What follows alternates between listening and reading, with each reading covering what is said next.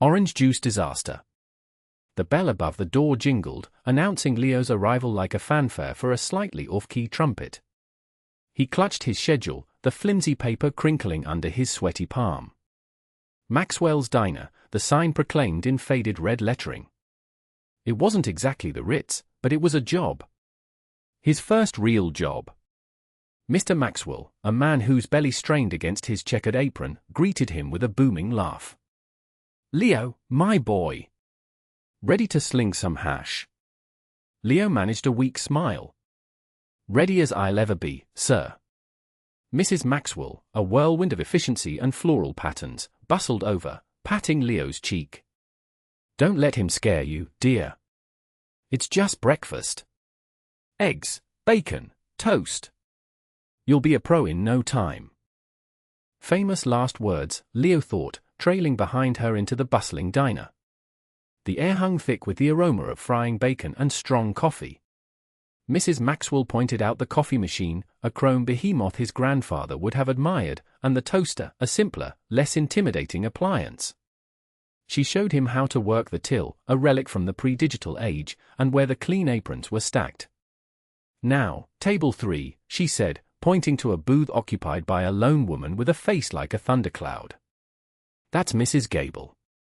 She likes her orange juice fresh squeezed, extra pulp, and she likes it now. And, Leo, dear, be careful. She's particular." Particular seemed like an understatement. Mrs. Gable looked like she'd been sucking lemons all morning. Leo grabbed a glass and headed to the juice station, his heart hammering against his ribs. Fresh squeezed, extra pulp. He could handle that. He wrestled with the industrial juicer, the citrus scent sharp and tangy in the air. Juice splattered, coating his hands in a sticky film. Finally, he had a glass brimming with pulpy orange goodness. He took a deep breath and turned toward table 3. Disaster struck halfway there. His shoe caught on a rogue floor tile, the kind that always seems to lurk just where you least expect it. He stumbled, arms flailing, and the glass of orange juice went flying. It arced through the air in a slow-motion parabola, a vibrant orange projectile aimed directly at Mrs. Gable. The juice landed with a splat, soaking her pristine white blouse and splattering across her face. A collective gasp rippled through the diner. Time seemed to freeze. Mrs. Gable's eyes widened, her face a mask of orange-tinged fury. A low growl rumbled in her throat, like a dormant volcano about to erupt. Leo stood frozen, the empty glass dangling from his trembling fingers. His brain short-circuited. Apologize? Run? Spontaneously combust? Oh my God, he stammered, the words catching in his throat. "I am so sorry." Mrs. Gable slowly reached up and wiped the juice from her face, her gaze fixed on Leo. The growl intensified. This was not going to be a good first day. He could feel the heat of a dozen stares boring into him. He braced himself. The eruption was coming. The quiet customer. The bell above the door jingled, announcing a new arrival. Leo, still wiping down the counter from the great gravy spill of 68 or, 20 minutes ago, glanced up, his stomach sinking. An older man, perhaps in his late 70s, stood hesitantly just inside the entrance.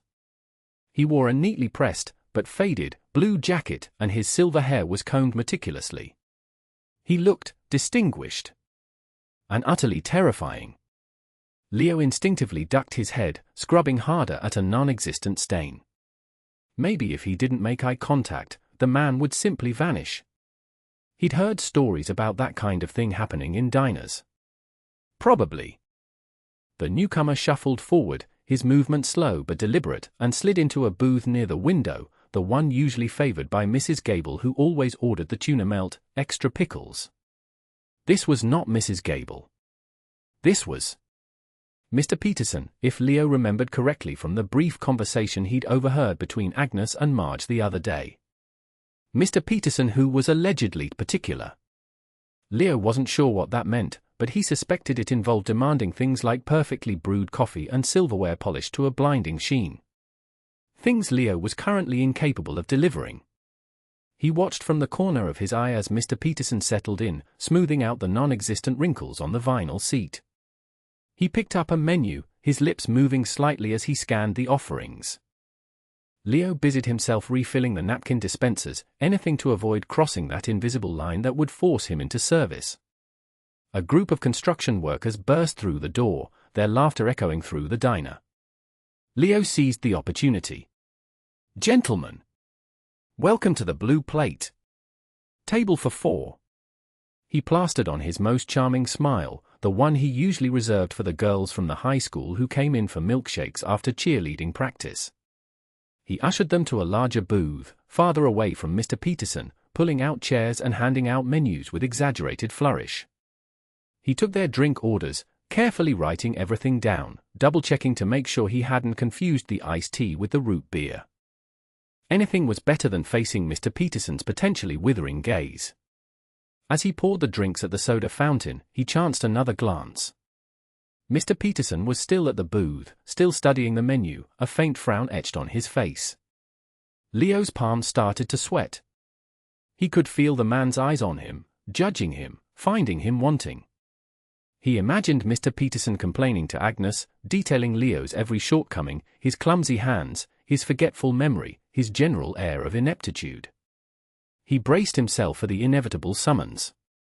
He delivered the drinks to the construction workers, taking their food orders with a shaky hand. A burger, a chili dog, a BLT, and a plate of fries. Nothing too complicated. He could handle this. He had to. He glanced again at Mr. Peterson, who was now looking out the window, his expression unreadable. The tension in Leo's shoulders tightened. He couldn't avoid him forever. But for now, he could pretend. He could just keep moving, keep working, keep hoping that Mr. Peterson would simply get up and leave. He grabbed his order pad, took a deep breath and began walking towards the kitchen, deliberately avoiding eye contact with the quiet customer in the corner booth. Unheard requests.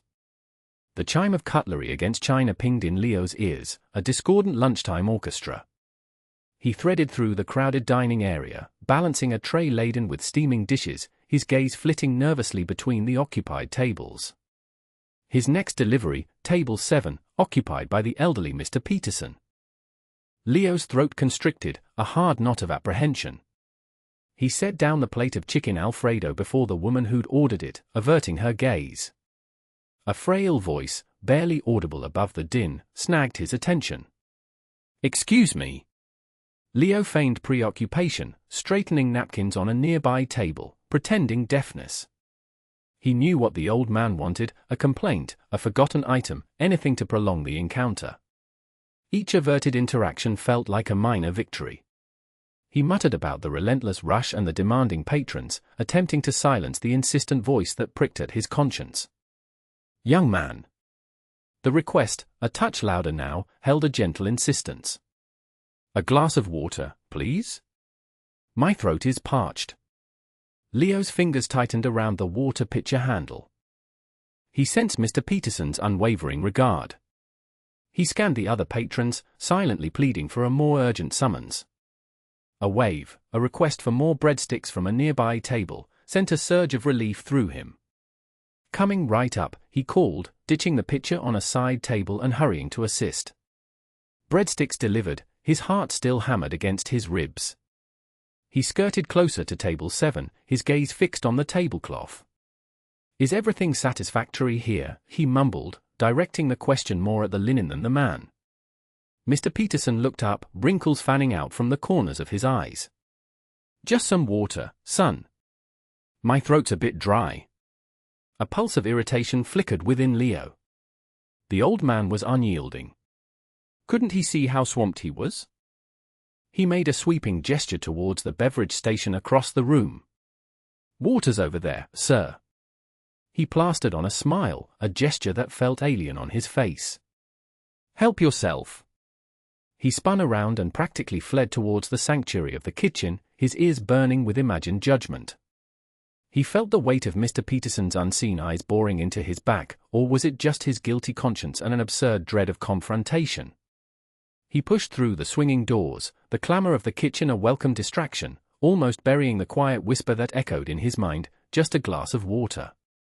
A word of advice. Leo attacked a phantom smudge on the countertop, his jaw a rigid line.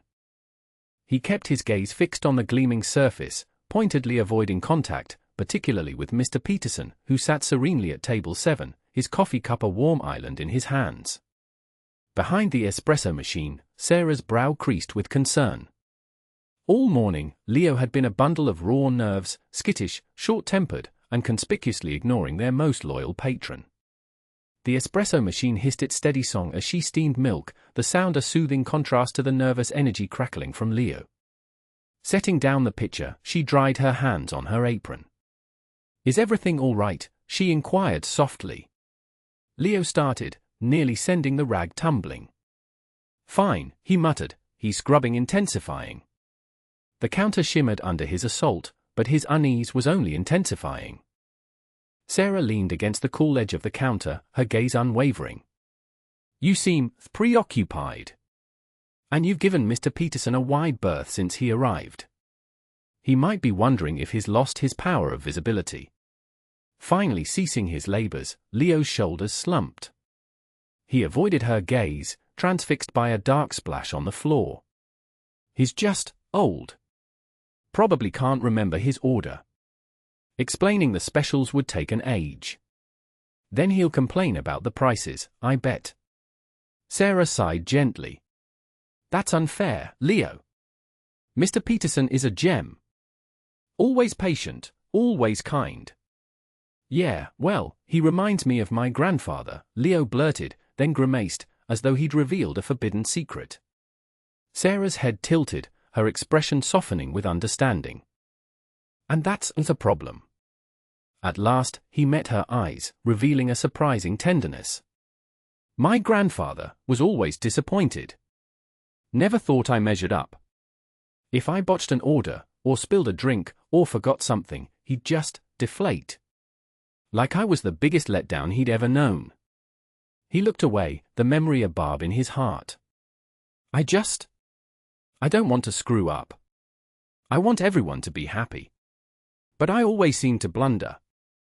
Seeing Mr. Peterson, it just dredges all that up." Sarah placed a comforting hand on his forearm. "Leo, everyone stumbles. It's how we find our footing. And Mr. Peterson isn't your grandfather. He's a kind, gentle soul. I doubt he's judging you. He likely just craves a good cup of joe and a friendly face." She paused, her eyes searching his. Sometimes, the faces that appear formidable mask the greatest need for compassion. Don't let your fears cloud your perception. She gave his arm a light squeeze. "Take a breath. Go check on Mr. Peterson. Ask how he's doing. I promise, it'll be fine. And if you do happen to err, so be it. We all do. Just apologize, learn, and move on." Leo drew a shaky breath, glancing towards table 7.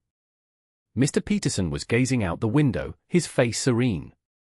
"But what if I can't?" he whispered, his voice barely audible. "What if I'm just not cut out for this?" Sarah smiled, a genuine, radiant smile that lit her eyes. "You are cut out for this, Leo. You're kind, you're dedicated, and you care deeply. Those are the pillars. The rest will blossom with time. Trust yourself. And trust that, fundamentally, people are good."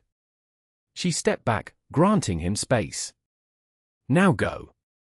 Offer Mr. Peterson a refill. And try to see him, not a ghost from the past. Taking a chance." Sarah's hand pressed against Leo's forearm, a surprisingly steadying touch. "Just go, Leo. What's the worst that can happen?" Leo flicked a glance at Mr. Peterson, then back to Sarah. His palms were slick. "I don't know, Sarah. What if I blunder? What if I offend him? What if he complains to Mr. Harrison?" Sarah exhaled, a whisper of air. "You're tying yourself in knots. Mr. Peterson seems perfectly amiable. Politeness, a menu, let him decide. You've got this." Her fingers gave his arm a small, bolstering squeeze. "I'm right here." He inhaled deeply, the aroma of roasting beans failing to soothe the butterflies rioting in his stomach. He tugged at his tie, adjusted his apron, feeling like a charlatan in uniform. Each step forward was an exercise in willpower, a battle against his own trepidation. He felt Sarah's supportive gaze on his spine, a silent prod. Approaching Mr. Peterson's table, the ambient clatter of the cafe seemed to dim, leaving only the frantic drumbeat of his pulse. Mr. Peterson was absorbed in the view beyond the window, a subtle smile gracing his features. Sunlight illuminated the silver threads in his hair, giving him an almost luminous quality. Leo halted a respectful distance away, his voice a mere thread. "Excuse me, sir?" Mr. Peterson turned, his eyes, a startling azure, etched with fine lines of experience. A sincere, welcoming smile bloomed across his face, immediately leaching away some of Leo's unease. It was a smile that hinted at a life fully lived, a life rich with both joy and sorrow. "Well, hello there," Mr. Peterson greeted, his voice a mellow baritone. "I was starting to think I'd become part of the scenery." He chuckled, a warm, resonant sound. Leo swallowed hard, returning a tentative smile. "I'm so sorry for the wait, sir. I'm Leo, and I'll be your server." He grappled with the menus, nearly losing his grip in his heightened state. Mr. Peterson's chuckle deepened, offering a small measure of comfort. "No apology necessary, young man. Time is one thing I have plenty of." He indicated the vacant chair across from him with a gentle sweep of his hand. "Please, join me for a moment. It's not every day I have company." Leo hesitated, taken aback by the invitation. "Oh, I really shouldn't, sir. I'm on shift." "Nonsense," Arthur countered mildly. "Just briefly. A few words won't hurt." Leo risked another glance at Sarah, who offered an encouraging nod. Drawing a steadying breath, he cautiously pulled out the chair and lowered himself into it. The aged leather conformed to his shape, a small, unexpected reassurance. Maybe, just maybe, this wouldn't devolve into utter chaos. Defending the new guy. Leo swallowed, his throat suddenly drier than the Sahara. "And for you, sir?" he asked, forcing a smile that felt more like a grimace. Mr. Peterson, however, beamed back with genuine warmth. "Just a cup of your finest coffee, young man. And perhaps a slice of that apple pie I saw in the display case. Looks mighty tempting." "Coming right up, sir," Leo chirped, scribbling on his notepad. He almost skipped to the coffee machine, relieved to be doing something simple. He poured the coffee, careful not to spill, and then headed to the display case. The pie, golden brown and glistening with sugary glaze, did look delicious. He carefully cut a generous slice, placing it on a small plate. As he turned back towards Mr. Peterson's table, a booming voice shattered the relative peace of the diner. "Honestly, how long does it take to get a simple burger? I've been waiting for 20 minutes." Leo froze. The voice belonged to a man with a receding hairline and a perpetually angry expression etched onto his face. He was tapping his fingers impatiently on the table, his eyes darting around as if personally offended by the leisurely pace of the universe. Leo's heart pounded. He knew the kitchen was backed up. Mrs. Higgins had mentioned something about a broken fryer this morning, but he also knew that customers rarely cared about excuses. He hurried towards the man's table, pie and coffee precariously balanced in his hands. "I'm so sorry for the delay, sir," Leo stammered, placing the coffee and pie in front of Mr. Peterson. "Your burger will be out shortly. Can I offer you a complimentary refill while you wait?" The angry man scoffed. "Refill? I want my lunch. I have a meeting to get to." He glared at Leo, his eyes narrowing. "And frankly, this service is atrocious. Are you new here or just incompetent?" Leo's face burned. He wanted to disappear, to melt into the linoleum floor. He mumbled an apology, but the man wasn't listening. "Back in my day," the man continued, his voice rising, "young people actually knew the meaning of hard work. Not like this generation of entitled. Before he could finish his tirade, Mr. Peterson cleared his throat. His voice, though soft, cut through the man's bluster like a warm knife through butter. Now, young man, he said, turning to face the angry customer. There's no need to be so harsh. Everyone starts somewhere, you know. I'm sure this young man is doing his best. The angry man sputtered, clearly not used to being challenged. But the service.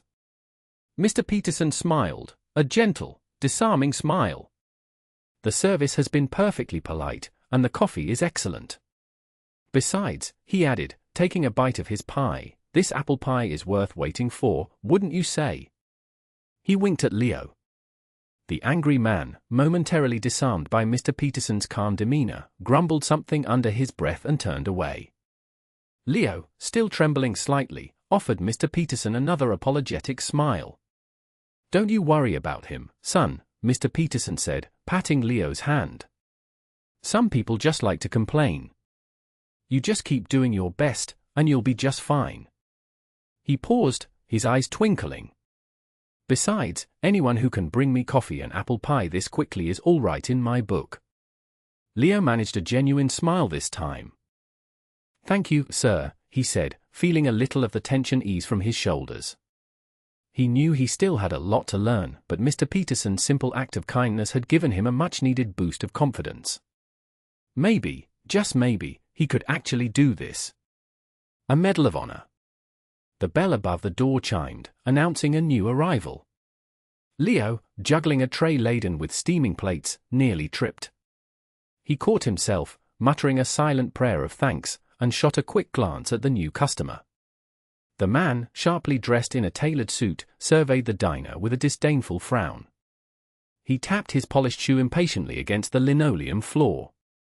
Leo hurried to clear a recently vacated booth, wiping it down with a practiced swipe. Finally, the man snapped, sliding into the booth. I haven't got all day. I expect prompt service. Leo swallowed, his throat suddenly dry. Right away, sir. What can I get for you? The man barely glanced at the menu. Black coffee, and make it snappy. He then turned his attention to Mr. Peterson, who was quietly sipping his tea in the adjacent booth. Look at you, the man sneered, his voice carrying across the diner. Sitting there, leeching off society. Probably living off handouts. And what's with that threadbare jacket? Haven't you any pride? Leo froze, mortified. He wanted to disappear, to become one with the greasy spoons and checkered floors. Mr. Peterson, however, remained unfazed. He calmly placed his teacup back on the saucer. Pride, Mr. Peterson said softly, his eyes meeting the man's gaze. Pride is a curious thing, young man. It can be a shield or a prison. The man scoffed. Sounds like a load of philosophical hogwash to me. You're just justifying your situation. Mr. Peterson reached inside his worn jacket. Leo held his breath, unsure what was about to happen. He half expected a heated argument, maybe even a physical altercation. Instead, Mr. Peterson withdrew a small, tarnished medal, suspended from a faded blue ribbon. He held it out, resting it gently on the table between them. The diner, which had been a cacophony of clattering silverware and murmured conversations, fell silent. All eyes turned to the small, unassuming medal. The impatient customer's face lost some color. He leaned closer, peering at the inscription. His eyes widened. This, Mr. Peterson said, his voice still quiet but now carrying a weight of undeniable authority, is a Medal of Honor. It represents a debt paid, a promise kept. And yes, he added, his gaze hardening slightly, it represents a level of pride you likely couldn't comprehend. Leo watched, mesmerized, as the man's arrogance visibly crumbled. He stammered, I didn't realize. Mr. Peterson simply nodded, retrieving the medal and carefully tucking it back inside his jacket. The silence in the diner hung heavy, broken only by the soft clinking of a fork against a plate in the far corner. The air, thick with the aroma of coffee and bacon, now carried an unspoken weight of respect and regret. Leo, still clutching his tray, finally found his voice. "Sir," he said to the impatient customer, his voice trembling slightly but firm, "I'll get that coffee for you right away." He turned and hurried to the counter, his mind racing. He glanced back at Mr. Peterson, who offered a small, reassuring smile. Leo felt a surge of gratitude, a sense of something profound having shifted in the balance of the diner. The world outside the greasy windows seemed a little brighter, the weight on his shoulders a little lighter. An apology and a story. Leo balanced the tray with extra care, the scent of rosemary chicken usually a comfort now a nagging reminder of his earlier lapse. He'd added an extra roll and a sliver of Mrs. Gable's prized apple pie, hoping the offering would soften the edges of his shame. He found Mr. Peterson at his usual table by the window, sunlight warming his face, a worn paperback open in his lap. Leo cleared his throat. "Mr. Peterson? Your lunch." He placed the tray down, avoiding the man's gaze. "Anne? I wanted to apologize. For earlier. I wasn't thinking." Mr. Peterson looked up, a network of fine lines crinkling around his eyes as he smiled. It wasn't a dismissive smile, but a warm, understanding one. "Apology accepted, son. We all have our moments." He gestured to the chair opposite him. "Sit. Keep me company while I eat." Leo hesitated, but the sincerity in the old man's voice disarmed him. He pulled out the chair. "Thank you, sir." Mr. Peterson picked up his fork, taking a deliberate bite of the chicken.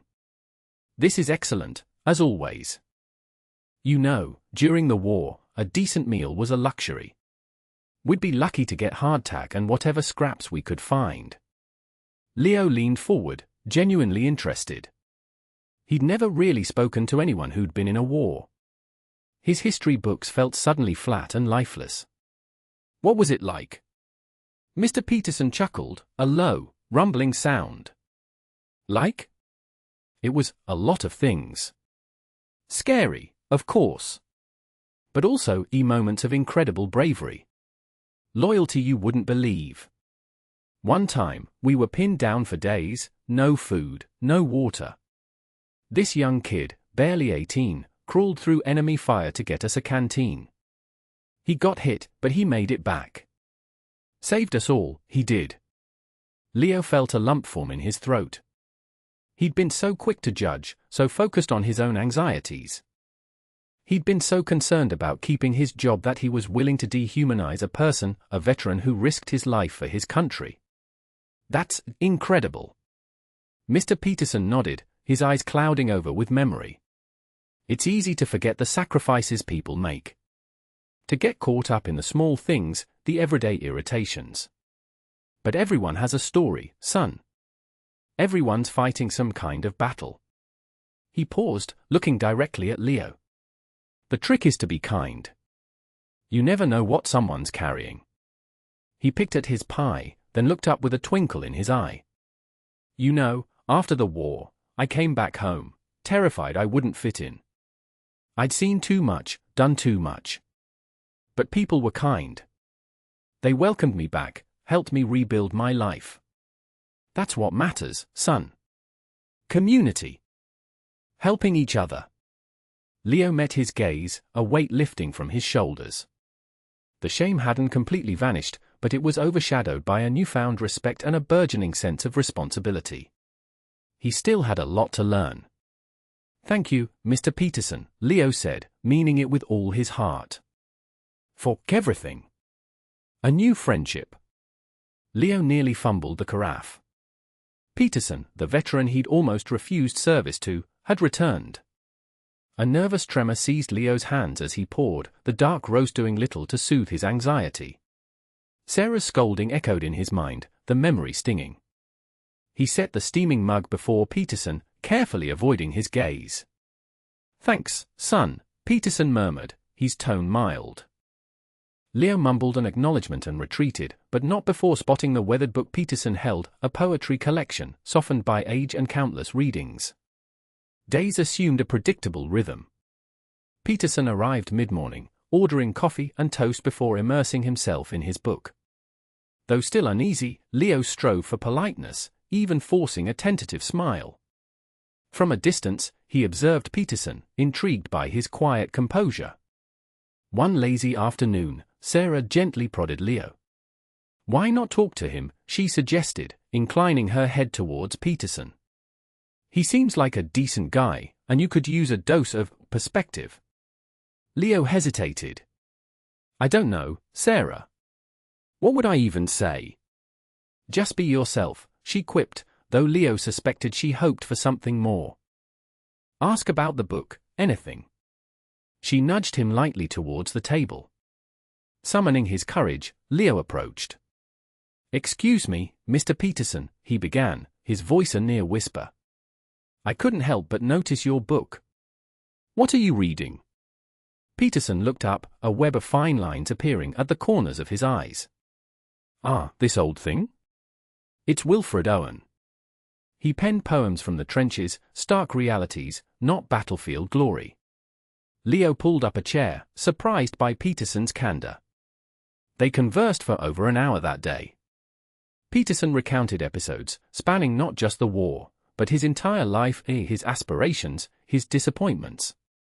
Leo, in turn, found himself confiding his own anxieties about the future. He learned Peterson had lost his wife years prior, the diner a vital link to the outside world. He discovered that the reserved man was a skilled artist, his apartment a showcase of intricate wood carvings. As days bled into weeks, an unexpected bond solidified. Leo anticipated Peterson's visits, eager for stories and insights. He began viewing everyone differently. He listened attentively to Mrs. Rodriguez's boasts about her grandchildren, learned of Mr. Jones's uphill battle with his shop, and even lent a patient ear to old Maggie's perennial complaints about the price of everything. Sarah noticed the transformation in Leo. His eagerness remained, but now it was coupled with genuine care. He was more assured, less prone to errors, and his smile held genuine warmth. He even found the courage to stand his ground, politely correcting a customer who behaved discourteously towards another waitress. One afternoon, as Peterson prepared to leave, he paused at the counter. "You know, Leo," he said softly, "you remind me of myself at your age. Uncertain, lost, afraid of stumbling. But you have a good heart, son. Don't let it harden." He clapped Leo on the shoulder and stepped out into the bustling street. Leo watched him go, a wave of warmth washing over him. He was still a waiter, still earning meager wages, but he felt altered. He felt on the cusp of grasping something profound about existence, about others, about himself. He wiped down the counter, a genuine smile lighting his face, ready to welcome the next customer with warmth and respect.